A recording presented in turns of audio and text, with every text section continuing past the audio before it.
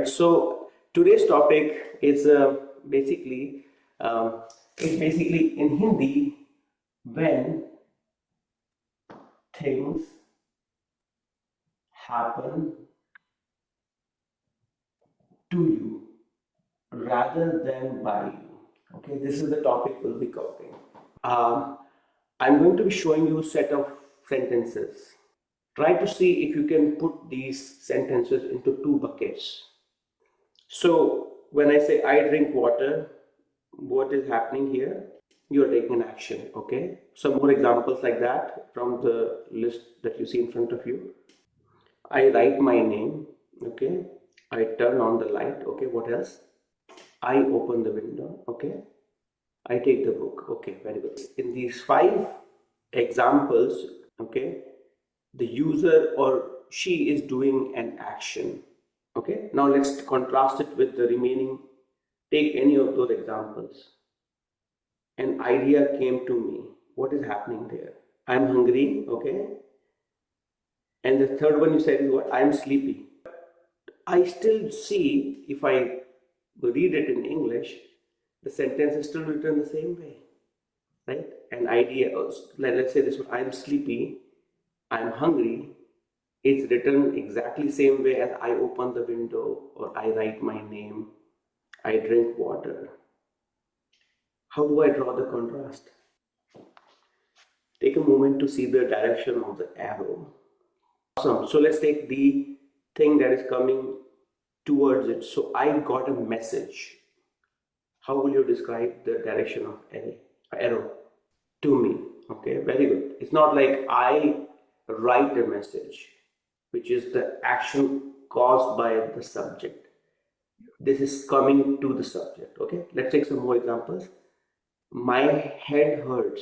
So the person is not causing, the headache. It's coming to the person, basically, in the direction of the person. So in a way, he's a recipient of it.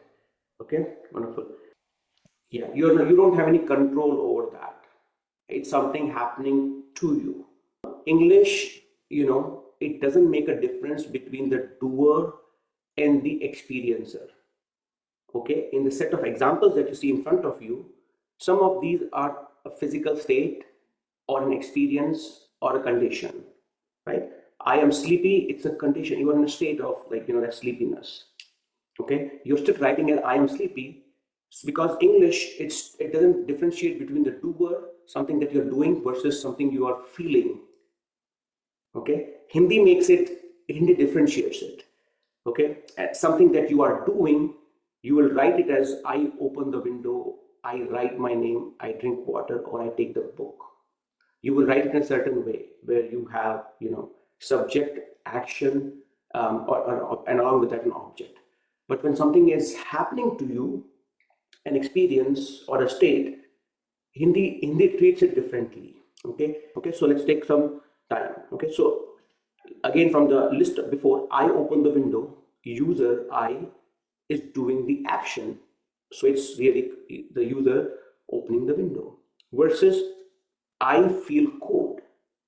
Right? User has no control over it. Right? I mean, they may wear jacket and sweater, but they are not causing the cold.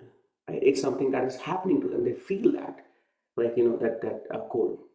So, in a nutshell, the slide that I showed before, you can really divide them into do versus happen.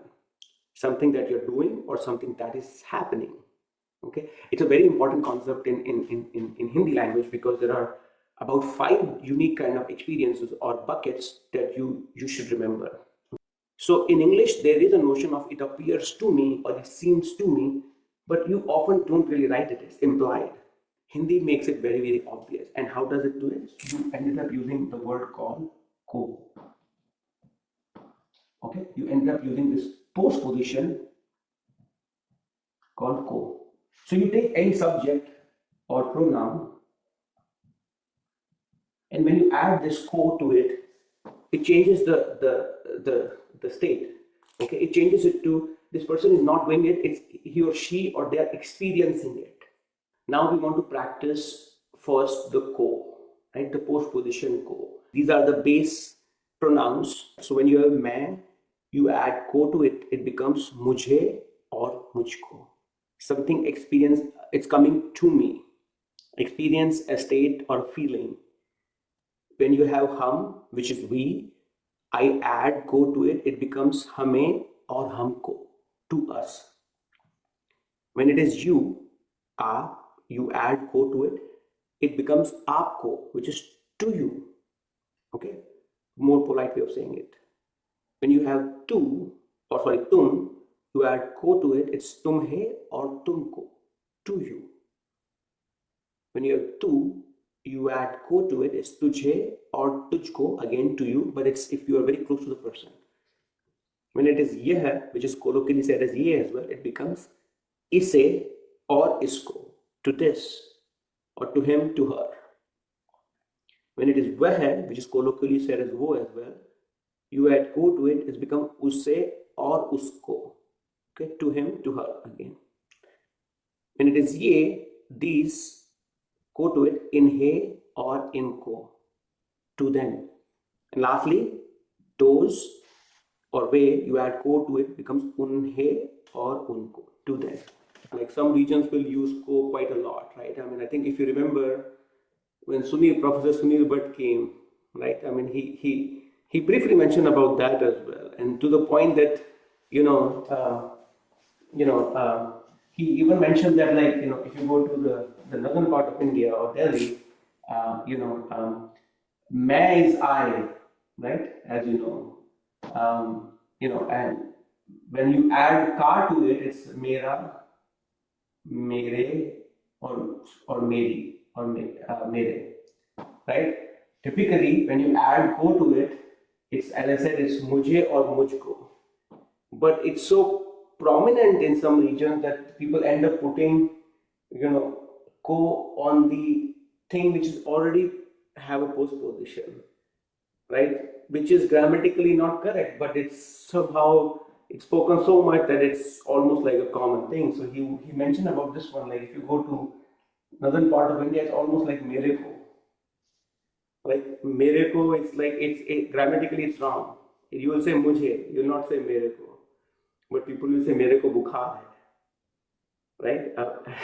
But yes, right, I mean, it's because, you know, it's everything is becoming sort of like, you know, an experience basically in that sense, right, if I were to translate it. But I like it. Okay, yes, so to me this is pleasing, you can say that. So मैं पसंद करता हूँ is kind of I like, and oh, I see what you're saying. Yeah, so you can say that मैं इसको पसंद करता हूँ, right? और मैं उसको पसंद करता हूँ. If you like a person, you can say that मैं उसको पसंद करता हूँ, right? So the small mental model is that, you know, these are the 5 common sort of experiences where you will use ko when something is happening to your body.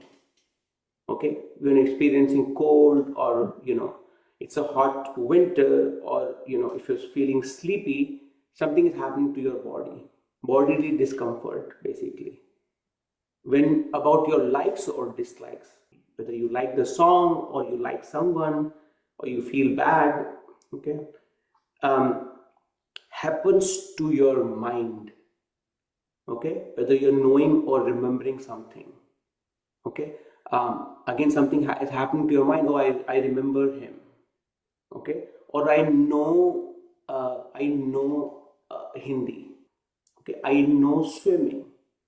When you're receiving something or getting something or found something, you didn't actively did it, it just happened to you. You didn't do a deliberate work. It came to your hand. Lastly, when it feels or it appears to you, like मुझे लगता है, okay, something's coming to your eyes. But these are the 5 categories that we'll be going over one by one, and that will sort of help you develop a solid understanding of ko versus the regular sort of action that we are doing. And today we'll spend most of our time on just the body, something that happens to your body. In Hindi, as I said, it's not you are causing it, it's coming to you. So we know the first part, that first is we know the difference, whether it is an action or an experience. Okay, that part is clear. then I take the subject, I put ko to it. Okay, now how do I work on the rest of the sentence that is happening to me or I am feeling it? To feel is lagna. Okay, so let's say if my subject is still I, and this person I'm talking about, which is I already added ko. So you have mujhe or mujhko. Okay, and you have the word lagna. Okay, I want to use this in present continuous tense. लग रहा है, लग रही है, or lag rahe. If I want to say it in present, you can say indefinite also, but for simplicity, I want to say I am feeling cold, and I want to say it in present continuous. Okay, it's an experience, so I have it mujhko, and the verb here is lagna, and is lag raha hai, lag rahi hai, lag rahe hai. Right? In Hindi, it's what is experienced basically. It's not based on who is experiencing it, but what is being felt. The verb is getting conjugated based on what is that, whether it is hot or cold. So whatever you're experiencing, if it is a masculine or a feminine, based on that you will put raha hai or rahi hai. What is cold in Hindi? Thand, thandi, all are sort of correct. So you already have mujhe and you have thand. Then the question, what will you say? The template becomes mujhe dash lag rahi hai. Right? So you said thand. Okay, you said thand already. What else can I place here to say that I feel or I am feeling cold? So this is I am feeling cold. Right? What else can you say in Hindi that describe your experience or a state? Garmi. That's also feminine. So this is feminine. You said mujhe garmi lag rahi hai. Okay. You go to India in July, in some of the hottest months, and you're like, मुझे गर्मी लग रही है, मुझे बहुत गर्मी लग रही है. Right? What else can you say that? If you're thirsty, what will you say? Pyas. What will you say? Say the full sentence. Mujhe beautiful. Mujhe half per year with a answer. Mujhe pyas lag rahi hai. And pyas is also considered feminine. What else? Bhook. Very good. What is bhook? Hunger. Hunger. Bhook. I'm hungry. Right? I'm hungry, but it becomes mujhe bhook lag rahi hai. So right now, we said mujhe lag rahi hai. You guys already covered the most common one. Thand, garmi, pyas, and bhook. All are considered feminine. Now, and that's why you have rahi here. Not because of the subject. It's based on the gender of these. Now I want to say raha hai. Think of the experiences that are considered masculine. I give an example. Fear. What is fear in I'm afraid? Dar. Beautiful. Dar is considered masculine. Mujhe dar lag raha hai. What else? You feel bad. Okay, you can say kharab, or another word for bad would be bura. Let's say you go to a restaurant, you ate something really bad, and like, मुझे बहुत खराब लग रहा है, right? That would be your sort of the experience that will come out. मुझे बहुत खराब लग रहा है. Like you ate something really bad, yeah. Or the opposite of that. What is the opposite of bura or kharab? To me, it feels good, but that's not how you say it in English, right? You will just say I feel good. Right? But in Hindi, it's like मुझे अच्छा लग रहा है और मुझे बुरा लग रहा है, मुझे डर लग रहा है. What else comes to your mind? Yes, absolutely, you can say that. मुझे डर लगता है. Absolutely. I said it in continuous because it's you grasp faster when you're talking about experiences. You weird something or strange. Ajeeb, there you go. Ajeeb. Ajeeb is strange or weird. something feels right to you or wrong to you. Beautiful. And what is the right? That's right, sahi or thi, both are correct. That's right. That's right. Because by default you're going to raha hai, but if there is an object that is for you, then you will use the gender of that. Yeah? Wonderful. मुझे सही लग रहा है और सही लग रही है. Yeah? और मुझे गलत लग रहा है. Okay, let's take some more example. Something is easy or simple. Okay, मुझे आसान लग रहा है और लग रही है.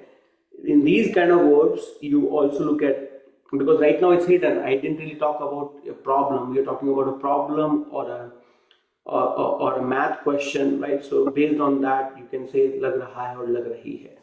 But by default, you'll end up saying मुझे आसान लग रहा है. मुश्किल, yes, absolutely. मुझे बहुत मुश्किल लग रहा है और yeah, you can say that. Something that feels expensive to you or cheap to you. Okay, if it is cheap, yeah, सस्ता लग रहा है. Very good. And opposite is beautiful, महंगा. Okay, मुझे बहुत महंगा लग रहा है. We should not shop from here. We should go somewhere else. It seems healthy. Oh, I see. You say मुझे, if it is not, the word is not coming to you. मुझे healthy लग रहा है और healthy लग रही है. Or you will say मुझे स्वस्थ. Okay, something is like you look at someone और मुझे बच्चे healthy लग रहे हैं. Let's say you are visiting a school, so and you look at the बच्चे, मुझे बच्चे healthy लग रहे हैं और स्वस्थ लग रहे हैं. So far we have done these pattern and I want you to remember मुझे लग रही है. And we spoke about ठंड लग रही है, गर्मी लग रही है, भूख लग रही है, प्यास लग रही है. We also said about लग रहा है, right? And there we spoke about अच्छा लग रहा है, बुरा लग रहा है, healthy लग रहा है, छोटा लग रहा है, बड़ा लग रहा है, right? I mean all of that. बुरा लग रहा है. And we will cover this one. मुझे, this one will cover it in the next 1 or 2 classes. If you were to say मुझे खुशी है और मुझे दुख है और मुझे अफसोस है, if that's what you're asking, to me there is happiness or there is sadness or we will cover this one. Okay, if that's what your question is. Same thing if you want to say मैं खुश हूँ. This is something, it's a खुश versus खुशी difference basically, right? So that, but this one definitely fit into the same one, if that makes sense.